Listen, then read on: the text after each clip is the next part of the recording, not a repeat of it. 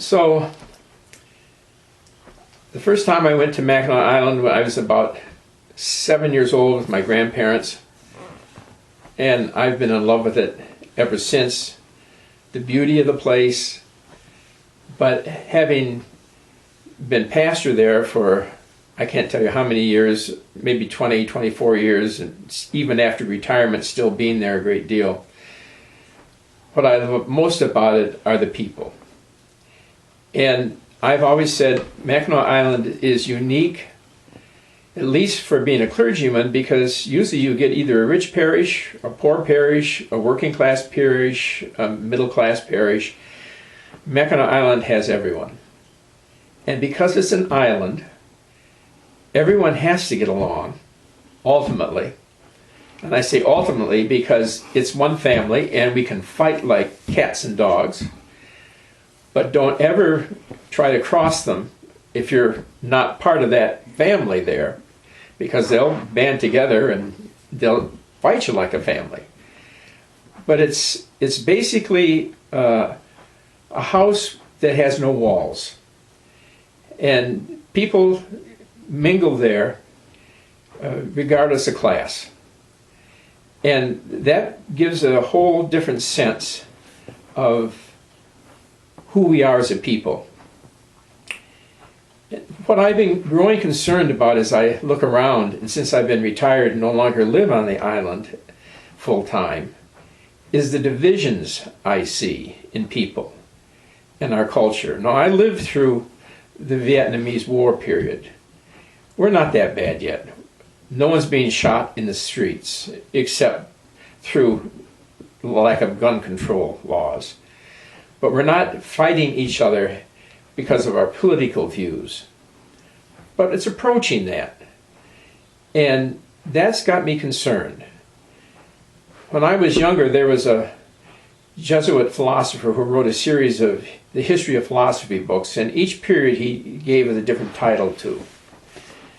There was the period of faith, he called it, the age of faith. That was the Middle Ages. And then there was the age of exploration. There was the age of reason. And I keep thinking, what would I call the age we live in now? And I think what I would call it is the age of the ego. And the proof I would have of that is the popularity of Facebook and Instagram. Now, what we got to understand, I'm a Jungian psychologist, is the ego is good. We have to have an ego. That's the first half of our life, Carl Jung says, to develop who we are. And you got to find by experiment. That's the only way people live. If you try to figure out who you are by an idea, you're going to mess up. All shrinks say that. So you explore. And you discover, this feels good. This is who I am. But you can't explore everything. So no one's ego is fully developed. In other words, our consciousness is never fully developed. We don't like some things about ourselves, so repress those. That goes down to the unconscious. And Jung called that the shadow. So we have an ego, we have a persona, which is the ego we want to present to the world, but there's something underneath that, and it's called the shadow. That's our undeveloped self. Aristotle said, the undeveloped life or the unexamined life is not worth living. And what we need to do is examine that uncomfortable shadow. We have to first acknowledge it and realize that that's who we are. Now, don't get me wrong, we don't destroy the ego. The ego is our stance and our way of entering into the world. Jesus didn't say, and we get it wrong, Jesus didn't say, love your neighbor instead of yourself. He said, love your neighbor as yourself. And then we used to say in the old church, nemo dat quod non habet, no one gives what he doesn't have. If you don't love yourself, you're not going to love anyone else either. So the first person we have to love is ourselves. But then we have to realize that there's more to the world than ourselves. And as we grow older, that's our second half of our life. The second half of our life is to repair that ego, to complete it. And generally what we have to do, what I've discovered, is when people get married, they usually marry their shadow. They marry someone who's different than they are.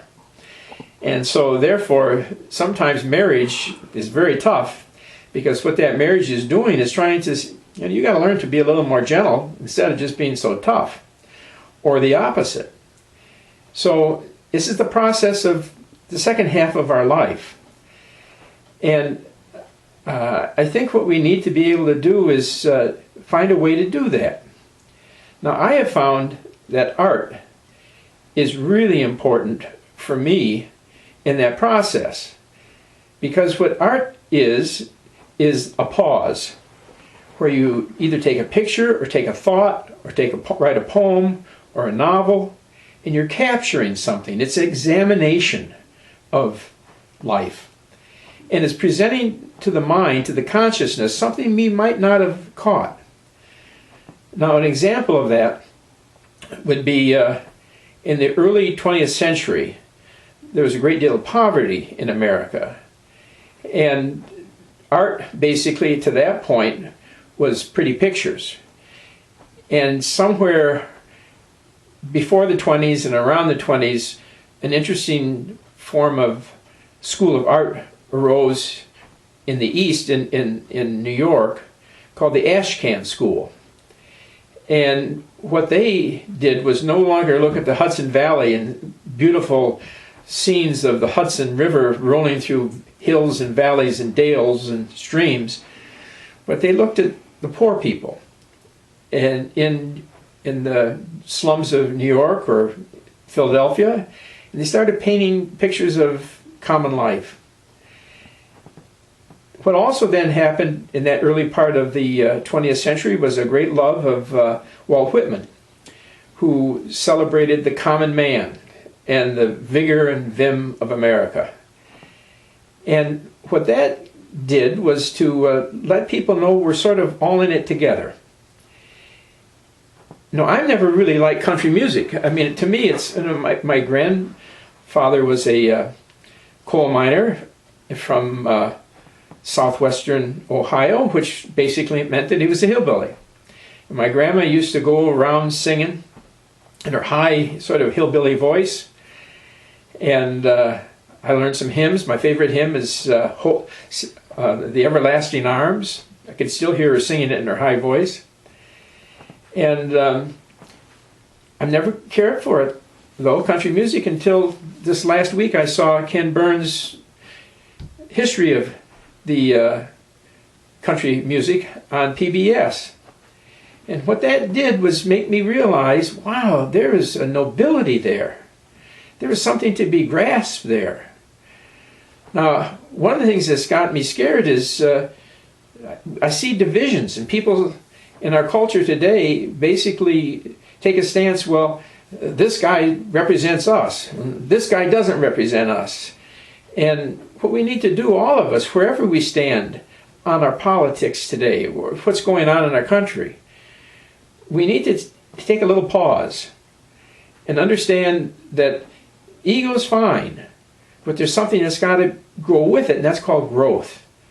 That growth where we basically say that I can understand someone by walking a mile in their moccasins. Maybe you do that best by looking at art and appreciating these people who do celebrate their ego.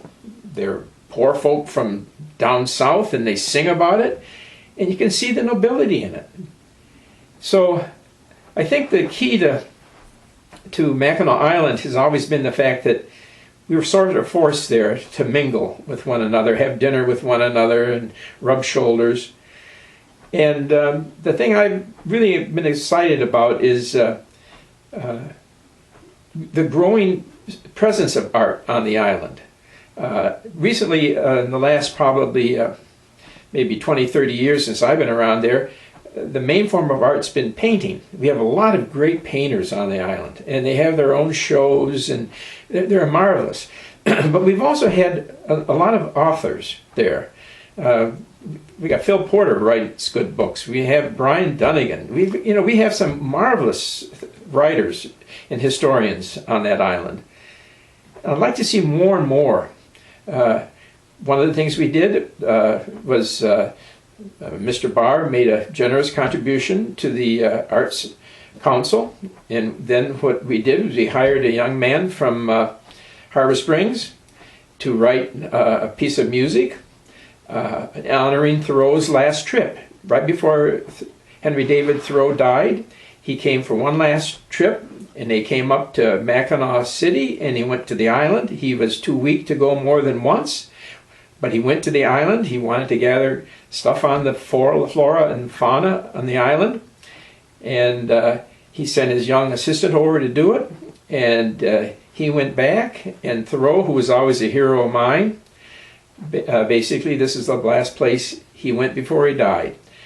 So the Straits Area Band composed a piece, performed a piece that was composed by our young composer from Harbor Springs, and it's now been performed at Cambridge University in England by a couple of universities in Ohio, and so now we're even, because of the Arts Council, having a presence around the world, and the book that young Philip put together, celebrating the different articles written about it, is still a big seller at the bookstore, and I think that causes us all to maybe continue the growth we need to grow, is to become a whole, complete person and a whole, complete people. So I'm a big supporter, as much as I can be, of the Arts Council, and of the wonderful things that the Arts Council is doing. One of the things I'm impressed by is they have little classes for young kids to learn how to draw and paint, and I think that's very good. They're also getting ready to look to find someone who can write, to have a writer, come in residence, a writer. So all these things help us. One of my favorite philosophers was Baruch de Spinoza. And Spinoza said, life is almost beyond us, but it totally surrounds us. And to understand your place in it, he said, you've got to pause a little. And the term he used to see what things really mean and their importance is they have to be viewed, he said, sub specie aeternitatis, which means under the aspect of eternity. The wonderful thing about art, it presents to us either in a story, a piece of music, or a picture. It presents to us a reflection of something that can cause us to pause and hopefully do a little growing. And that means to take our ego, submerge ourselves a little more deeply, and let it grow and let it widen and let it deepen. When we do that, I think then we become the people we were created to be. That's what Jung calls the self. The self, he says, is the whole point of life. He said the point of life for a human being, he terms it individuation. He said individuation is to take the ego and merge it with this deeper unconscious, and then find the fullness of life. And as a clergyman, what I can tell you is the message of Jesus is basically, he said, I've come for one reason, and he said that reason is so that you would have the fullness of life.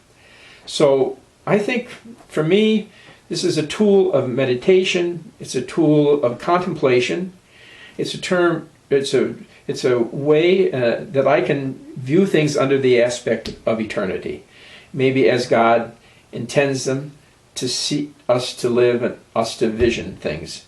That to me is the great gift that art has. That's about what I had to say.